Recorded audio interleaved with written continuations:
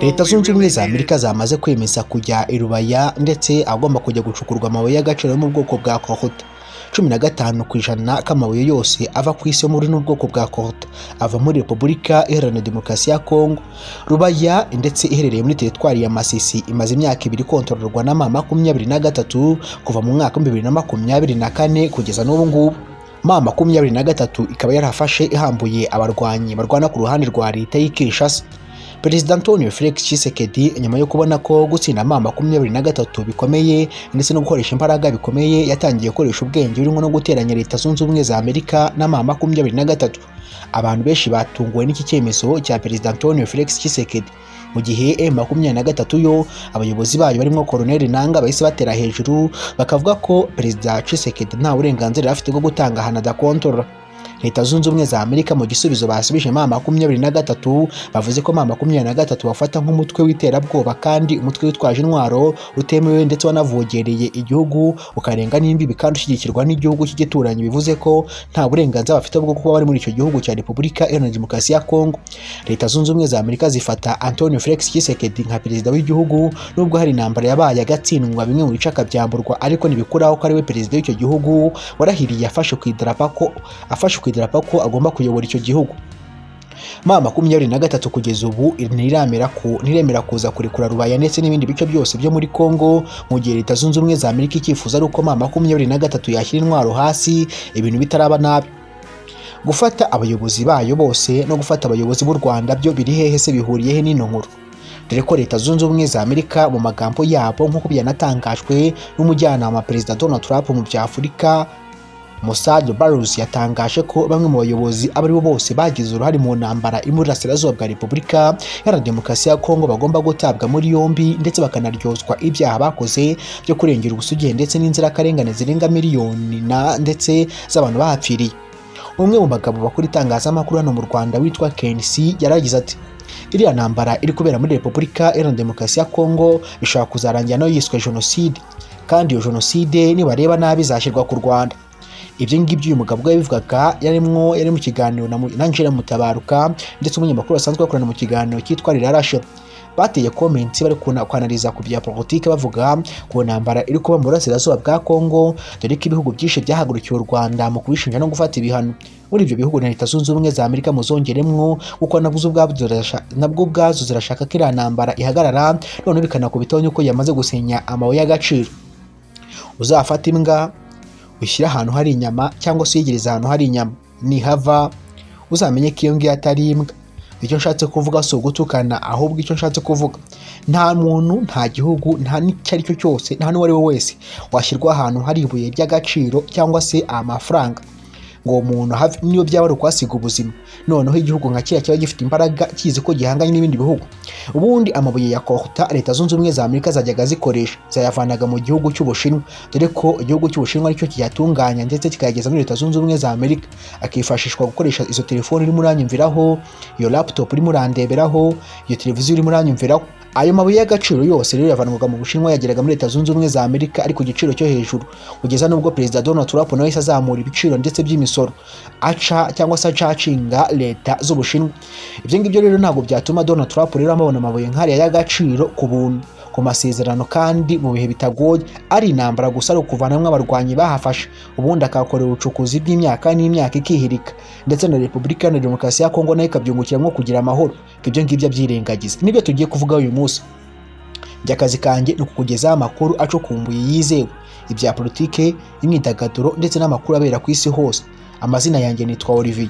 Niba unkunze cyangwa se ushimye ibyo tugiye kuvugira amahanga ari byumvishije ahabanze, uraza kutwereka ukanze like kuri no video, uraza kuba yagushimishije, uraza gukanda subscribe, uraza kuba wemeje ko uzajya ubana natwe by'iteka ryose. Si ibyo ngibyo gusa, ahubwo uraza no gusharinga izindi nshuti zawe ndetse no ku zindi mbuga nkoranyambaga. Ushaka no kudusanga ku zindi mbuga nkoranyambaga arizo Instagram, TikTok na Facebook, hose ni Exafu Info News nk'uko byanditse kuri no YouTube channel. Ngo wayikaze. Reka mere ku itariki 19 z'ukwezi kwa 2026 Ku itariki 19 nibwo aya makuru yagiye hanze ko Leta Zunze Ubumwe za Amerika zamaze guhabwa ibirombe bigiye bitandukanye ariko harimo n'icya Lubaya giherereye muri teritwari ya Masisi. Ibi ngibi nibyo byabaye nk'ikintu gikomeye cyane kumenya ko President Antonio Felix Tshisekedi ibirombe byose yatanze biri ahantu M23 igenzura. Bikavuga ko ngo nubwo M23 ivuga ko rwose Tshisekedi atemerewe gutanga ayo mabuye y'agaciro ko rwose ariko se yakoze, birasa nk'umwana uri gusaza imigeri cyangwa se usaza imigeri nta kintu urize gutanga.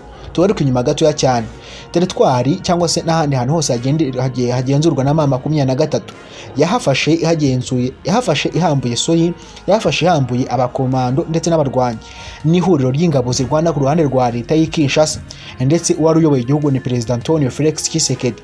Kuva mu mwaka 2021 M23 yakongera kuzamura imirwano, dore ko n'ibihe bigiye bitandukanye bagiye bashinja u Rwanda kari urwishe inyuma y'intambara no kohereza abarwanyi bayo barimo Red Tabara.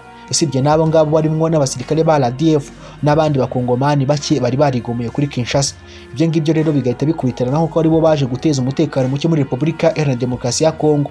Ibirego biba byaye byinshi ku Rwanda kugeza ubwo Leta Zunze Ubumwe za Amerika zaje gushinja u Rwanda rubabera abana beza rwemera ko rukorana na M23 gusa kuri kondisiyo kuko babarinda abakongomani b'abatutsi, kuko bashaka kurwanya FDLR n'interahamwe zasize zikoze jenoside yakorewe abatutsi, ndetse no bashaka kurinda imbibizi imipaka zayo no kwirinda ibyaha byakwambukiranya imipaka nk'intambara. Bamwe bakagira bati se ko abandi mushaka kwirinda intambara, mwebwe mugashoza intambara mu kindi gihugu. U Rwanda ruvuga ko atari rwatangije intambara muri Repubulika Iharanira Demokarasi ya Congo biciye muri nyakubahwa Perezida Paul Kagame. Yavuze ko iriya ntambara bareba muri Congo atari u Rwanda rwayitangije, ahubwo ari intambara yatangiye kera hose, ndetse u Rwanda rwagiye rugiye kurwana FDLR abasize bakoze jenoside yakorewe abatutsi mu myaka yashize 1994. Rero kuba ino ntambara ikomeje kuba yafata indi sura hagati ya M23 bikabyinjemo Leta Zunze Ubumwe za Amerika, birasa nkaho ibintu bigiye kongera gutangira zero. M23 yakubise inshuro nyinshi ingabo za leta, yakoresheje intwaro zigezweho ndetse n'ubuhanga buhambaye, bigaragaza ko M23 rwose ari abasirikare bahawe umwitozo. Ibyo ngibyo byanatumye rero yigarurira ibice bigiye bitandukanye haba muri Kivu y'Epfo n'iya ruguru, harimo n'imijyi ikomeye cyane yaba Goma na Bukavu, nibagiwe na Uvira rwose itunguka hafi na za Bujumbura. Umujyi warwanyweho n'abasirikare b'u Burundi ariko bikaza kurangira wareshejwe imbaraga na M23 muri tekinike za gikomando n'intwaro zihambaye bano basirikare batagira, baje kwisama basandaye Abarundi rwose n'abayifaridese na Wazalendo, bashiduka batwiye umushwaro bajye mu bice bigiye bitandukanye.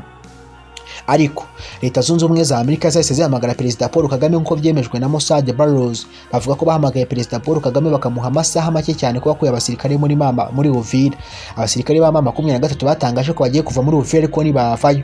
Hashize iminsi mike Leta Zunze Ubumwe za Amerika zongera gutanga gasopo ku Rwanda nk'uko byatangajwe na Barrows Mossad. Uyu amaze kubitangaza ko Leta y'u Rwanda bongeye kwiha gasopo, bagiye kubona Uvira ituvuyemo n'ingabo za M23 nyine irivuye muri Uvira. Nimuzajya mwumva nibeshya akantu gato mujye munyihanganira munega amatwi kuko mba ndimo ndavuga nihuta bibaho. M23 rero yasiva muri Uvira, gusa barabizi neza ko itigeze yava yose kuko ngo basigaye mu misozi hafi na Uvira. Bakomeje imirwano kuri teritwari ya Fizi hari kuri 0 point. Abarwanyi ba M23 n'aba leta bakomeza kurwana. Usibye n'ibyo ngibyo gusa banohereje za drone zijya kurasa Kisangani Bongo, bohereje drone zigera kuri 6 zigiye guturitsa kiriya kibuga cy'indege, ariko enye muri zo zahise zituritswa n'abasirikare ba FARDC bakoresheje ingamba z'ubwirinzi. Nyuma yo kubizirasa ebyiri nizo zabaciye mu rwuho, nubwo nazo byaje kunangira zirashwe, ariko zarashakana gatoya cyane ku kibuga cy'indege ahahagurikiraga zira drone. Nibyabujije ibitero bya FARDC gukomeza no kuzamura indege kubera ko bakomeje imirwano. Ibyo ngibyo Leta Zunze Ubumwe za Amerika zabyamaganiraga kure, bakavuga ko ari kurenga ku masezerano. Kugeza nubwo bimwe bitangazamakuru namwe mu bayobozi batangiye gusabira Paul Kagame ibihano n'u Rwanda, ariko Leta Zunze Ubumwe za Amerika zivuga ko akiri icyizere, kandi amasezerano yasinyiwe Washington DC yasaga nk'aho ari intangiriro y'impande zombi. Ubu ngubu ibyo sibyo byatuzanywe no munsi, reka twongeye tugaruke kubiri kuvugwa Ikisangani, ndetse aho abarwanyi ba FARDC n'ubundi bakomeje kurwana n'indege za ruturo, ndetse ziri mu bwoko bw'amadrone atagira abadriver cyangwa se abapilote atwara bimwe mu biturika bigiye bitandukanye. Bikavuga ko kandi uko bakomeza kurwana ariko na M23 ikomeza kurwana, ariko nanone hakaba hijanditsemo ikibazo cy'uko Leta Zunze Ubumwe za Amerika zamaze guhabwa Ikirombe cya Lubaya giherereye muri teritwari ya Masisi ahatuye abanyamurenge benshi. ibyo ngibyo rero bikagaragaza ko M23 ishobora kuba igiye kwisanga iri guhangana na Leta Zunze Ubumwe za Amerika. Leta Zunze Ubumwe za Amerika bafitanye amasezerano na Leta ya Kinshasa yasinyweho yashyizweho n'umukono kuri Perezida bemera. Bibutse ko bafata M23 nk'umutwe wigenga kandi nanone waje guhungabanya umutekano wa Repubulika Iharanira Demokarasi ya Congo. Bakaba bifuza ko n'ubundi uriya mutwe waresira intwaro hasi ukava mu bice byose wafashe nk'uko Leta Zunze Ubumwe za Amerika zibigenzura. M23 nayo ikavuga ko itazigera ihava uko byagenda kose. Urumva ko ni intambara izamutse yeruye ndetse igiye kwinjira muri Leta Zunze Ubumwe za Amerika. Ku itariki enye reka ngusubize inyuma gatoya cyane. Ku itariki enye z'ukwezi kwa kabiri n'ubundi kuno kwezi turimo muri Leta Zunze Ubumwe za Amerika niko habaye amasengesho yitwa National Prayer Breakfast abaye muri Leta Zunze Ubumwe za Amerika. Yanitabiriwe n'umuperezida Antonio Felix Tshisekedi ari nawe perezida wenyine wahawe ijambo kuva no masengesho yatangira muri Leta Zunze Ubumwe za Amerika. Akaba yasenga aturutse muri Afurika agahabwa n'ijambo. Yakiranywe ubwuzu na perezida mugenzi we Donald Trump, amwita intwari, amwita umugabo waciye ibibazo byinshi kandi ndamusezeranya ko ibibazo rwose yaciyemo bigiye kugera ku iherezo. Ati warihanganye kandi wahuye n'ibibazo bikomeye cyane, ariko ndagusezeranya ko ibintu bibazo byose waciyemo bigiye kurangira. Ndagusezeranya ubufasha bw'igihe cyose uzampamagara, nzagutabara, nzaguha ubufasha ubwo ari bwo bwose. Biravuga ko ayo masengesho ubwo yabaga ari nabwo hahise hakurikiraho n'inama y'ibiganiro yagombaga gusinya amasezerano hagati ya Repubulika ya Demokarasi ya Congo na Leta Zunze Ubumwe za Amerika, ndetse yagombaga guhuza bino bihugu byombi imikoranire ndetse no gucukura amabuye y'agaciro.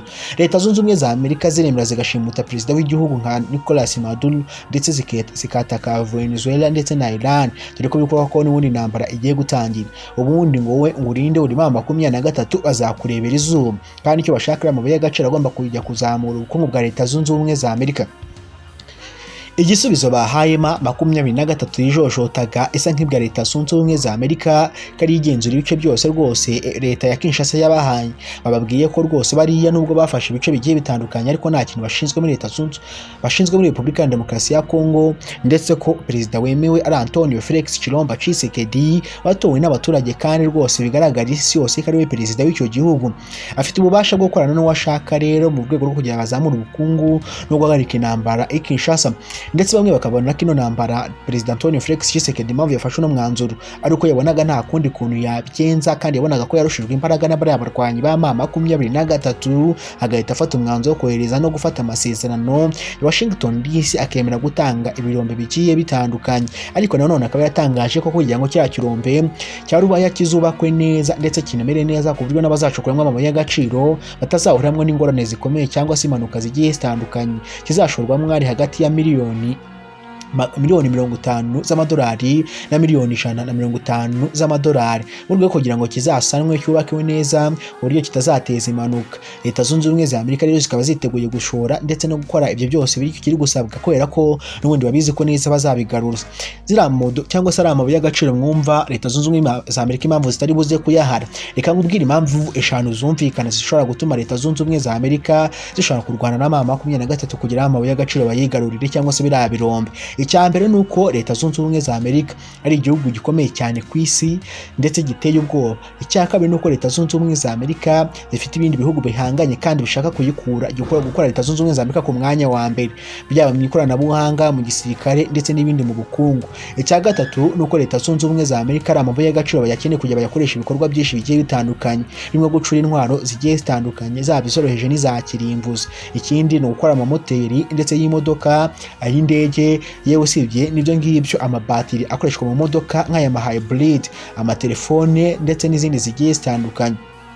Si ibyo ngibyo gusa ni ugucamo ibyuma bigiye bitandukanye ndetse bishobora gukoreshwa mu gihe icyo ari cyo cyose, birimo ibikorwa ku modoka, birimo gukora ku mashini agiye atandukanye. Icya gatatu nuko ari amabuye y'agaciro yahita azamura. Icya gatanu nuko ari amabuye y'agaciro aramutse ageze muri Leta Zunze Ubumwe za Amerika byakoroshya ubuzima n'ikiguzi cyajyaga kiza kivuye mu Bushinwa kuri amabuye y'agaciro, dore ko na Gufata akeshi Ubushinwa impamvu mubona bifite ikoranabuhanga n'ibyuma biteye imbere cyane by'ikoranabuhanga akeshi binikoresha nk'amarobo, ubusanga ari amabuye y'agaciro ari haturuka kandi banayafite menshi cyane, bahambaye mu kuyatunganya no kuyakoresha neza. Ibyo ngibyo rero bigatuma Leta Zunze Ubumwe za Amerika zishora ikiguzi gihambaye cyane kurusha icyo bashora muri Leta ya Congo, aho babigereye aho ayo mabuye ari noneho nta muntu bayacuranwa. Aho ngo bishobora no gutuma intambara rwose itangira, usibye no kuba ari intambara yo kurwana na M23 abantu bigumu cyangwa se bahangana badafite n'ubushobozi bwo guhangana byibuza n'icyakabiri cya Leta Zunze Ubumwe za Amerika n'ibihugu by'Uburusiya niyo byabizamwo. Ahangaha rwose haba hagiye kuba intambara yeruye. none Donald Trump tuzi ko atajya ava ku izima, aya mabuye y'agaciro araza kuyafata yakoresha iki? Reka tuze gusubira n'ikindi kiganiro nkuko nabikubwiye. Ushobora kunkurikirana ku zindi mbuga nkoranyambaga zigiye zitandukanye. Instagram yanjye ni @info_news, TikTok ni @info_news, Facebook ni @info_news. Reba ukuntu byanditse kuri YouTube channel n'ahandi ugenda ubirebe, nuko nkuko biza kuba byanditse, ubisearching, unfollowing, ujye umenya ibitekerezo byawe. Imana ikurinde iguhe umugisha.